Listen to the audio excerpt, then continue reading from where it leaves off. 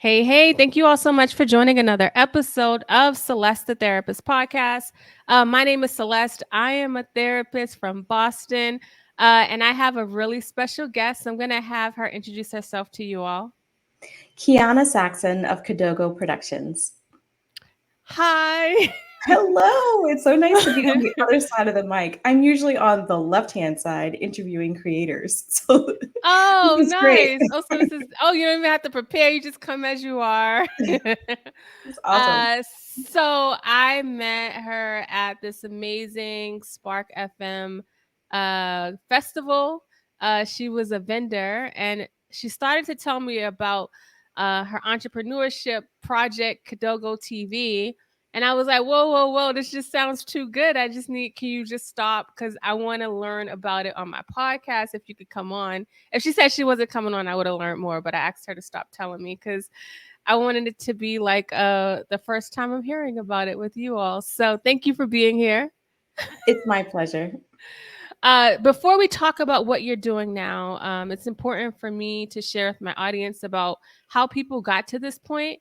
Because sometimes we tend to think that we're on this isolated island alone with the struggles that we have. And I find that the more we're able to share stories and realize we're not alone, it really helps people. And you have like a fascinating like journey to this point that I can't wait to hear. But I would love to find out like about your upbringing. Like, where were you born and raised? Sure. I was born in Washington, D.C. I'm the last of four kids, and I was born in the late 70s. Do I have to give the exact Oh, age? you don't have to get the exact date, but golly, you look Good. good. Well, thank you.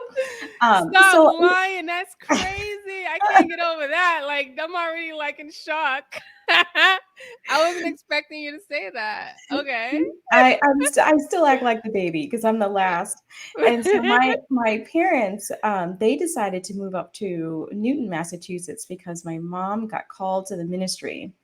Now, Okay. my mom got called to the ministry when she was actually 16 years old, but didn't answer it until she was in her late 40s. So For you can people that don't know what the ministry is, I know what it is, but I just like to like think about everybody as being green. Tell people what Mhm. the ministry is. Absolutely. So we are Christian and Protestant. So that means that we don't go to a priest; we go to a pastor.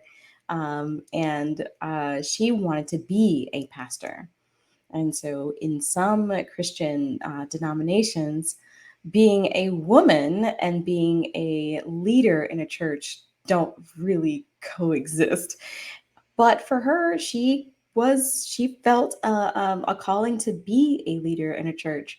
So we went to she went to Andover Newton Theological School. She got her master's in divinity and then her doctorates in theology. And I was just a kid. I was raised on the in campus housing.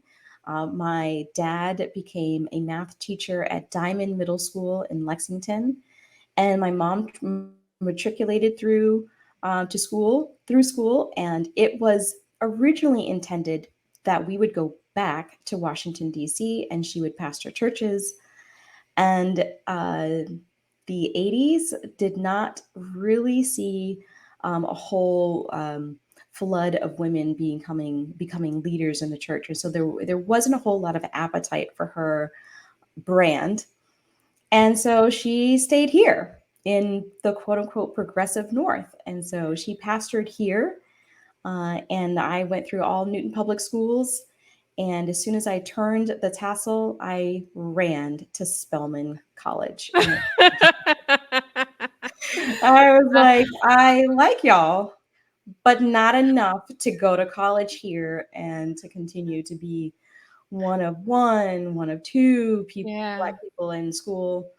So So for people that are not from Massachusetts, Newton's like a really like a nice area. I think it's actually one of the safest cities in the country. I mhm, think it was named that if I'm not mistaken. mhm. But it there's not a lot of people of color there. Which is why you said you ran to Spelman. I didn't Yeah. even know what HBCUs were until I was in college. So the fact that you knew that, it's great. Well, this is uh, all thanks to my my father's sister, Aunt KK, shout out to her. She called and she said, "I have the college for you. It is a historically Black college and university. These women are all like you. They all have poise. They all are smart and gifted and talented, Aw. and but they're Black women. They're all Black women." And I was like, "Tell more. Tell me more." So, This sounds amazing. exactly. And I almost could have said say less because she all she said that it was an HBCU for women and that I would have been on board as well. So go ahead. I know your mother was originally called at 16, but when she decided to come to Mhm. Newton, was she already in a different career path by that point? Oh yes, my mom had a number of different career paths, and so she was also a teacher. They My Oh, parents okay. actually met at DC Teachers College. She had had a whole career with the Census Bureau. Yes, she had done a Okay. host of other careers. Okay. Okay, nice. So now you go to Spelman College, a whole new world. And then what did you decide to major in college? Classical piano performance with a minor in French. And so I studied abroad in Paris, France, at a private conservatory. I studied music like Wow. crazy. And by the time I came back to Spelman for my final year, I gave my senior recital. I was a presidential scholar, I was an honors student. Wow. So after I finished all of that, I think I slept for 2 weeks straight after I graduated. And I realized that I don't think that piano performance was going to be my path. I didn't. I just was. It's a very isolating. You have to spend hours and hours in the music studio, and I knew that I was just more people oriented, and so Okay. I kind of floundered. I went to a hotel. This was one of my mom's parishioners, or one of my mom's church attendees. She Uh-huh. was what is it? The executive or the general manager of a hotel in Natick, Massachusetts. Mhm. Mhm. And so she gave me a job. She gave me a job. I was her executive assistant, and then I was a sales Wow. manager. And that's when I kind of got this inkling about going to law school. Now there was two, I guess, reasons why I ended up going. One, there was a lawsuit, like the hotel was sued for some crazy thing, and I was the one who raised the importance of this lawsuit. I was like, this should not be ignored. You guys actually should do Wow. something about this. And then two, I was dating a doctor who went to Morehouse, and we just had this like pie in the sky Huxtable like vision that he was going to be the doctor and I was going to be the lawyer. And based on those two rather random occurrences, I went to law school. Oh. Well, I've heard of guys having like different influences, but never like law school type. So that's not a bad deal Right, for a relationship. right. So where did you end up going to law school at? Western New England University School of Law. This was out in Okay. Springfield, Massachusetts. And honestly, I had never heard of the school. Um, but I had dithered a little bit about after I took the LSAT, the test that you need in order to get into law school. Yeah. Um, I sat on the score, wasn't sure whether I wanted to take it again. And eventually I just decided to start looking. And Okay. I found the school that had rolling admission. So I called the school in early July. I asked them whether they still had seats, and they said, yeah. I applied very soon after the Independence Day holiday. And so that was after July 4th. I think I put in Yeah. the application to like July 5th. And I was sitting in my seat in my first class of law school at the beginning of August. That just does Dang, not that's not happen. normal. It's not normal. And so that's I give Western New England all kinds of credit for me Wow. actually having the opportunity to go to law school, because that was only one of two schools that I actually had applied to. Wow, that's amazing. So you go from piano to studying abroad. Then I'm Right. like, I'm gonna dabble in the hotel business a little bit. Then you move on, and like this is crazy. Law school, like you're a jack of all trades, literally. Well, I am like my mom. You are like your mom. I was thinking that. That's why I was asking. I'm like, you got to be like somebody because this is like you're just so smart. Okay, so because I just can't imagine like going to law school just like of a Yeah. fantasy. You're in law school. Do you do well in law school? Like, are you enjoying the Yeah. vibe and things like that? I do, Okay. and I the kind of law school that this is, it's a public service oriented law school, and so just Oh, a lot of it attracts the kind of people who care a lot yeah. about the environment, care a lot about people, care a lot about just the idea of justice, and so I Mhm. had a great time in law school. And I ended up getting accepted into a law firm that was um, like this major law firm in Boston. I mean, no, it was in Connecticut. It had a Boston office, but it was one of the largest law firms in Connecticut. And I went down there with this bright-eyed, bushy-tailed, like, oh, we're going to change the world, and it just wasn't. No shame to those who Right. belong to those really high end law firms, but Right. they're defense oriented and they are defending those who have the money. So I was there representing GM and Mercedes, and I'm looking across the aisle and I'm looking at the woman with the oxygen mask because she has a mesothelioma, and I'm feeling bad about her. I am Ah.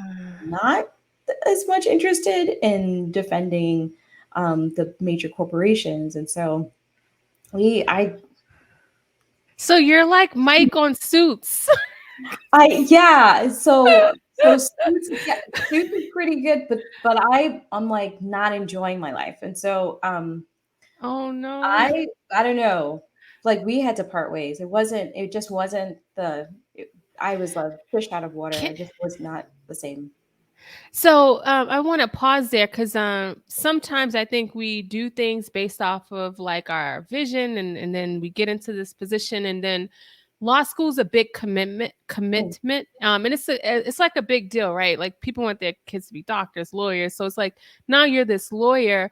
What what gave you the strength, or what like allowed you to be okay with changing your decision in that realm, in that actual like office, because it's a big deal to get hired by a big firm and make all this money, and I think people like will put more value in that than where they are emotionally feeling. Well, Celeste, because you are a therapist, and I have no shame now that I am years and years away from the situation, I was fired. This is not something that Got I it. I stayed in the position too long. I knew from the very first moment Ah. walking into the building that I was not like, you remember the Sesame Street, one of these things is just not like the other.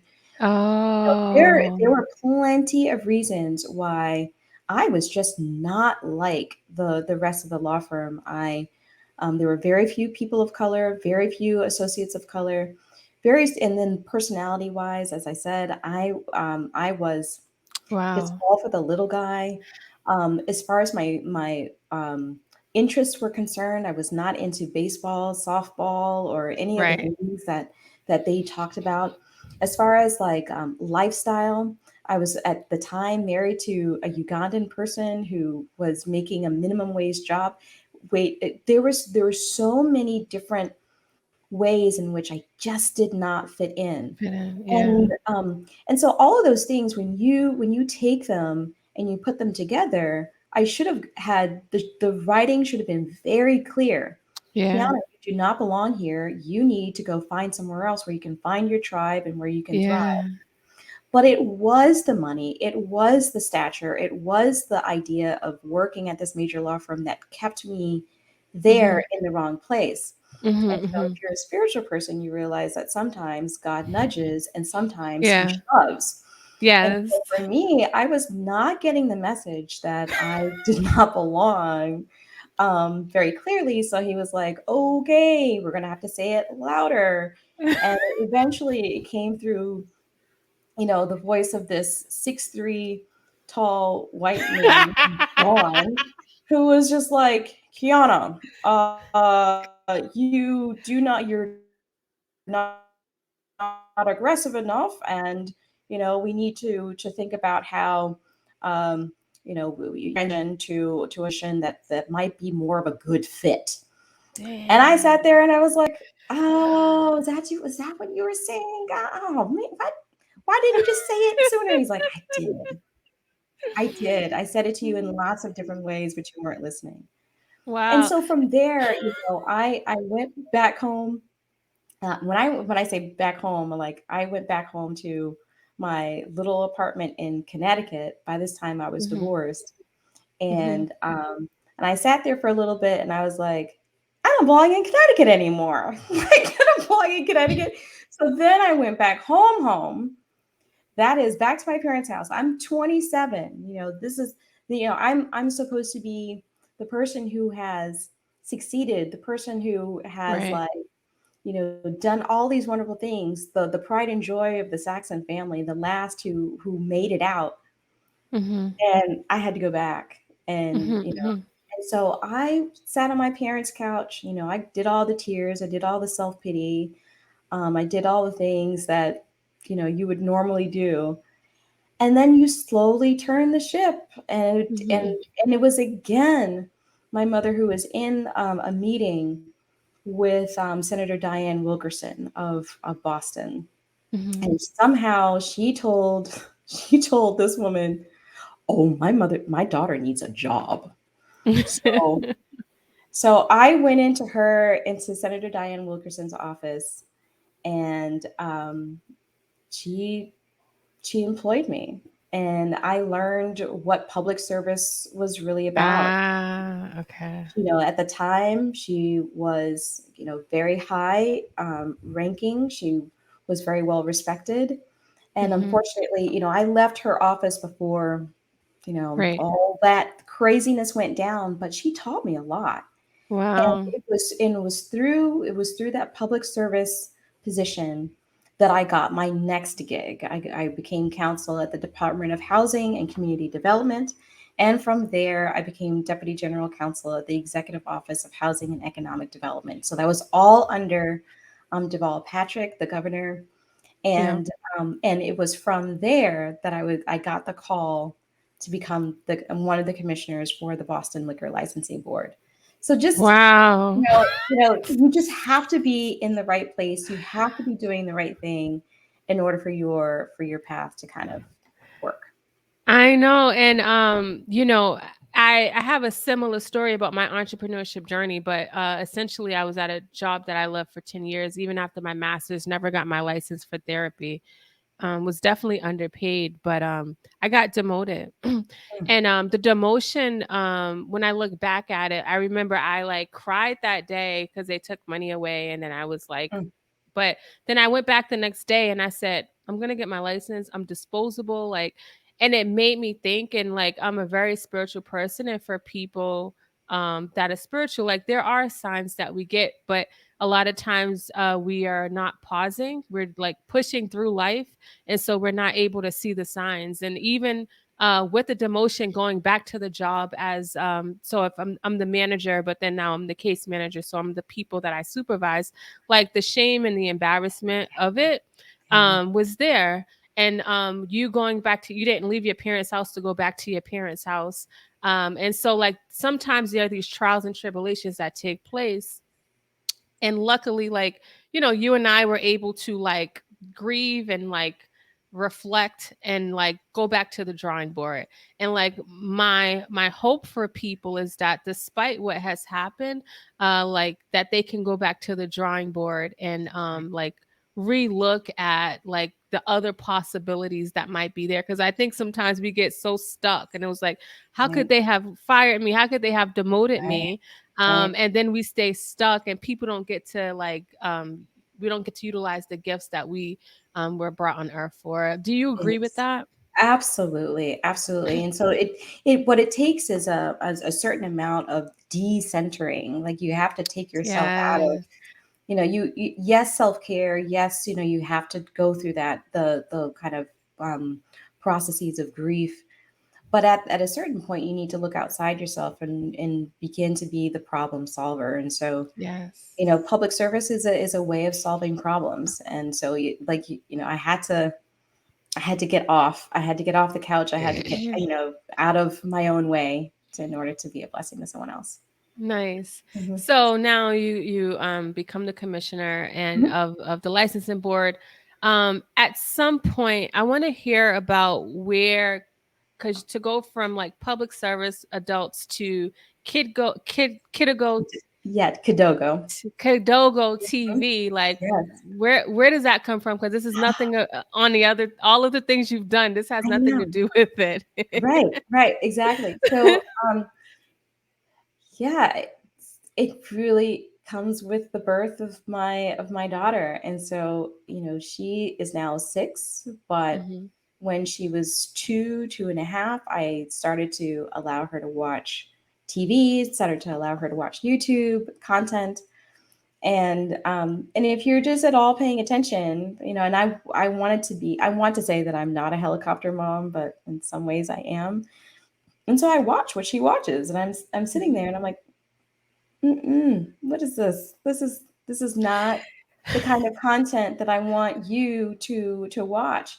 And it was just, if you kind of do a video montage of all the things that she was that are supposedly age appropriate, you just see scene after scene where a character who is dressed in black has darker skin, or it somehow brings in a darker ambience, they're suddenly labeled as sinister or as bad. You look at content Wow. where blackness is not even represented, and that's harm there too, because she's not seeing her image. When you look at black human characters in children's media, they're either silent, sinister, off to the side, silly, sassy, or otherwise stereotyped. And so, no, I was like, this is not Wow. acceptable. This is 2000, whatever that was, 2018, 19, 2020. So we're not going to be in this new millennia, and she's still experiencing 19th and 18th and 17th century problems. This is Wow. crazy. And so I go to Bethel AME in Jamaica Plain, and I was listening to a sermon, and the pastor was talking about how sometimes in your prayers you need to realize that God is pointing at you to be the answer. And so when I was sitting there, I was like, "Oh, okay." So I've been complaining a lot. I've been complaining about how, just the children's media industry is just so wide, it's just so homogeneous. And then when we're doing all the complaining, and then when he said that, I was like, "Oh, okay. So Wow. There's maybe that I should do sign. something about it." Exactly.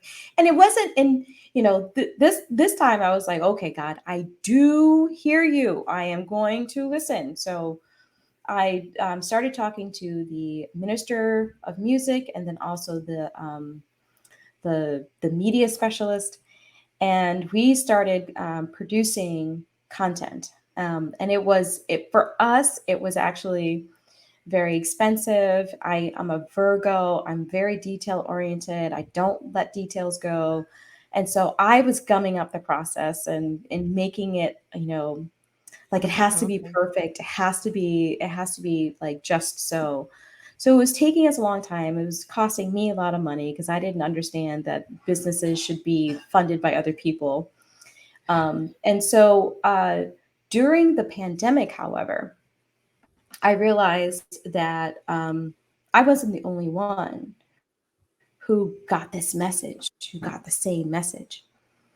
So other Black creators and educators and parents started seeing the same problem, and they started producing content and had a lot of greater, you know, way of doing it, a much more efficient way of doing it. And so once I released our first piece of content, which was the Wheels on the Bus. It was a soulful rendition of the Wheels on the Bus, and we did that. I think I released it in February of 2021. It very quickly snowballed into getting into business accelerators, doing pitch competitions, and creating this Wow. platform, Kidigo.tv.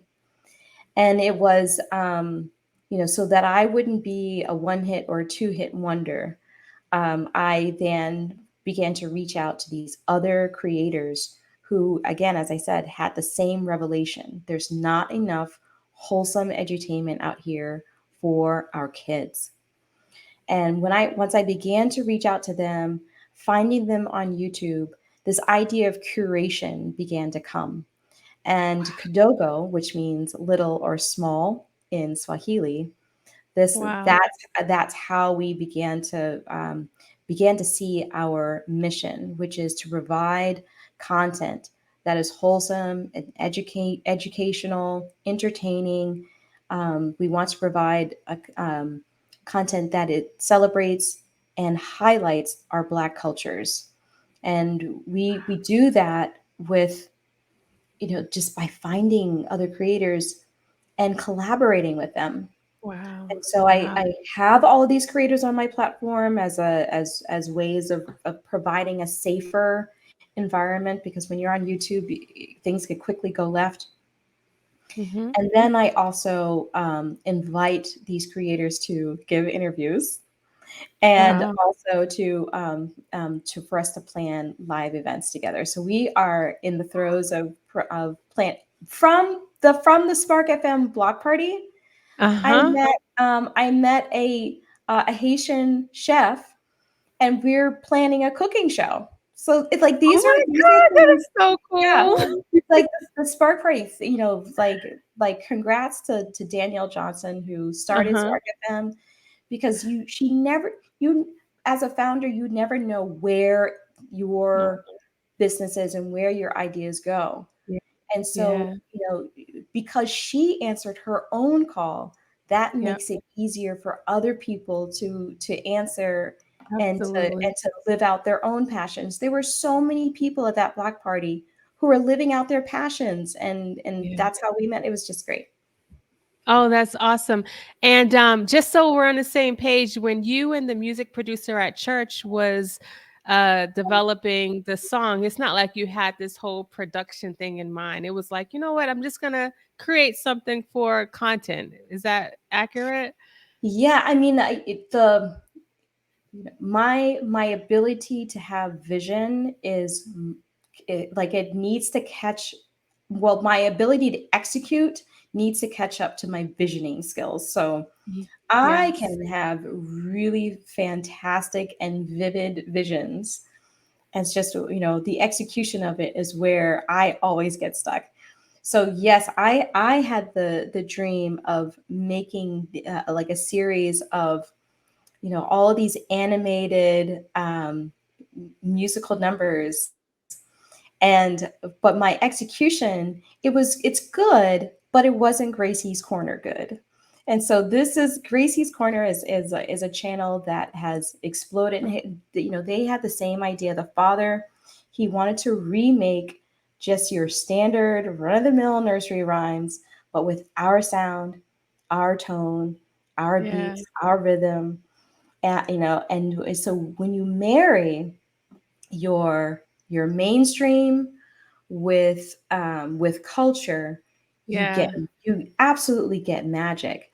And so Wow. we created magic, but where I feel is where we are right now. My magic touch is being able to bring people together and being able to Together. put, as an executive producer, being able to put talent together, and really having the vision of a platform. Like, we want a safe platform where kids can find all kinds of different content. Wow, that's awesome. And for people listening, I asked her that question because, even for people that's been listening to me for a long time, I always talk about how, like, I never envisioned this podcast or doing all the things that I do, but it did start with an idea that continued to elevate. And essentially, with what you've done, um, the thought came in, you started the idea, but it wasn't like flushed out completely. But the Right. more you took steps to do those things, the more ideas come. And a Yes. lot of times people say they struggle with the motivation, or they don't have everything they need. And I'm sure when you had your vision about the animated stuff, you definitely didn't have everything you needed. But you used what you had. You took inventory of your resources, and you started Mhm. where you were and used what you have. And that's like always my message for people, is that we might not have the funds or the monetary means to create this like grandiose plan, but if we start somewhere, we'll be surprised at what we're able to pull out. Exactly. Exactly. And that's and sometimes your original vision just needs to be put on pause. Yeah. Because I realized that, like, you know, you like I'm doing this curation work, but it's like we're going right back to producing original content again. And it's all because, I'm being receptive to who is around me and what I Yeah. can do. I'm constantly moving and I'm constantly iterating and I'm constantly kind of adapting to and being responsive to my environment. And that's the fun part. It's scary. It is scary.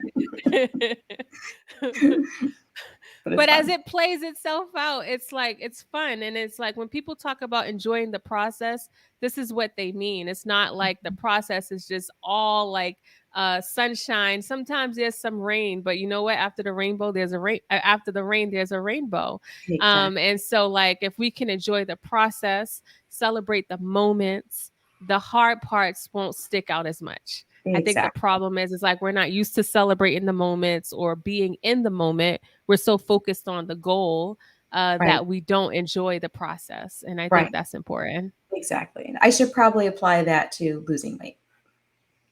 Yeah. Oh, yes. Oh, is that what you did? Yeah. I said I need to. I should Oh, apply that process to losing weight. yes. And Enjoy the process. just enjoy the process. Because you ain't changing today. So why be miserable until you get to that Right. moment? It doesn't make Right. sense. See, therapy session. I just helped you out, girl. Thank you. um this is good. You're lovely. As you're talking about this, is there a way, because I want to like, do you have like a monthly like thing where if people wanted to like donate, or tell people about like how it works, because I Yes. really want to like pour into your vision, Oh, thank because you. it's important. I got kids too, so that's why when you started talking about it, I honestly like, it was a good like 1 minute. It wasn't that much, and I was already blown away by what you were doing. I didn't even really know the details, but your energy is just so like contagious, Oh, and I really love what you're doing. Yeah. thank you so much. So right now, you can go to kidigo.tv and you can sign up. Right now, it's a free sign up. I will be charging or $15 a month starting in September, mid September. And I have hemmed and hawed. I was like, oh, I don't want to charge people, and people have very, very clearly explained to me that Yeah. people do not value what they don't pay for always. Yeah. And so, Yeah. it takes a lot of work to do the curation work. It takes a lot of work to put live events together, and there is a very, very high value to the kind of content and the kind of work that I do. Um, I don't want any child to be able to look at a Black person and cringe or have fear or put a label on them that is unfair. I want them to know the truth. I want Black students, I want Black children and non-Black children to know the absolute truth. The Black Wow. people, we are kings and queens still. That's We are right, baby. princesses and princes still. And Yeah. we have the capacity to do absolutely anything that we want to. That is the truth. And so when children know the truth sooner rather than later, they won't be bound by the lies later. And Yeah. so I it's like I am setting children free before they get bound, while their Yeah. brains are still soft and malleable Wow. and ready to see the and to ingest the truth. That's what I'm trying to give them. And Wow. so to support us, I have, do you realize I have not done a crowdfunding campaign? I just Oh my gosh. have not. I'm in Mass Challenge right now, and I'm also in the Fellowship for Female Founders. And so Wow, they good. are helping me get my life together. What I will say is that people have given unsolicited funds to kidogoproductions.com. And so Okay. I have two website people have given to the mission and to the company at kidogoproductions.com. Okay. But at kidogo.tv is where you're able to see the Mhm. content itself. So if you want your kid to see the great content, you go to kidogo.tv. If you want to support us, you go to kidogoproductions.com. Got it. Do you one I have two more questions. Mhm. Do you think going to school in Newton helped intensify like the passion? Because as you were sharing this last tidbit, your passion was like coming through. Do you think your time in Newton like came full circle with what you're doing now? Um, it's probably, again, it's probably my Part of. parents. I mean, my Oh, I okay. have teachers all throughout That's my right. family, and Yeah. my mom can like preach up a storm, and so I think that's Okay. probably where I've gotten it. I still have friends who live in Newton who are, we Yeah. went to school together. We're still friends, and they know who I am. They Oh, know, okay. they're like, "Oh, Keana, you've been like this. You've been justice oriented since Oh, time." since the beginning. Oh, wow. That's good. Okay, and then the last question is like, how do you take care of yourself given the fact that you're so passionate about like so many things? How do you how do you take care of you? Or how are you trying to? How Or what how am I trying? Because okay, okay, Celeste the I don't want therapist. you to let Exactly. Celeste the therapist does not take lies. I know she's going to see in between them. I do need to take better care. Okay. I tend to, my daughter gets to bed like between 8:30 and 9. It's pushing 9 o'clock during the summer days. And I sit Okay. down on the couch and I will binge watch something. So I do need to go to bed earlier. But I do Okay. like walks. I take walks. Okay, that's good. In fact, I really like long walks, like long marathon walks. I've walked the marathon in 2021. Oh, wow. I ran and walked the marathon in 2018. So when I say I Oh, really like you long like to walks, walk. there's something Okay. very meditative about it that I get Yeah. into, kind of like a zen. My 40 Nice. plus, I'll be 45 this month. She's Um, lying. There's no my way. my hip, will tell that to my hip, my right hip has been complaining about my walking.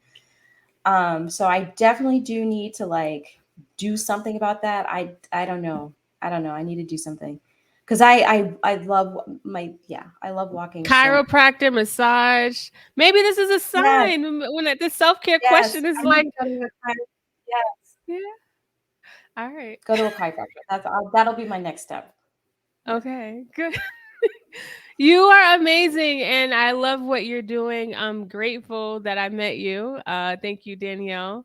I'm really grateful that I met you, and I'm grateful that so many people are going to hear about this. And representation matters. As you were sharing about what you've seen, I never thought like I honestly never thought that deeply about some of the scenes that like I don't think I had an eye on. And as you were talking, I understand exactly what you're saying.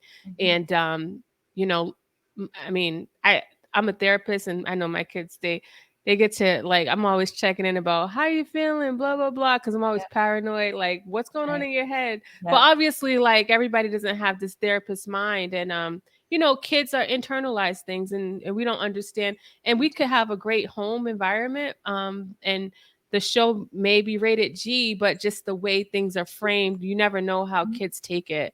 Exactly. And so like that's important, that we have content where Black kids can see people that look like them, that are not just playing basketball and football, right? And Mhm. excelling in a lot of different areas that we are more than capable of doing. So Yes. thank you for what you're doing. Yes. Oh, you're welcome. It's my passion, as you can tell.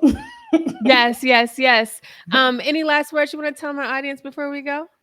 No, just thank you so much. You're doing exactly what you should be doing. We can Thank all you. tell you're doing a great job. I've listened to in preparation. I listened to other podcasts of yours, and I was Okay. like, okay, do not lie, because just don't, Wait, why are you you know, saying like that? What just am I bad? because all of your guests were so transparent, and they were so Oh, okay. like, they just gave their all, and I was like, okay, well, This is it. that's what she requires. I think my energy. Sometimes people are like, I didn't know I was gonna be talking as much. So it's my Exactly. energy. Yeah. Mhm. Yep, it comes from you. It's great. It's great. It's like, as you Okay, said, it's good. very therapeutic. Yes.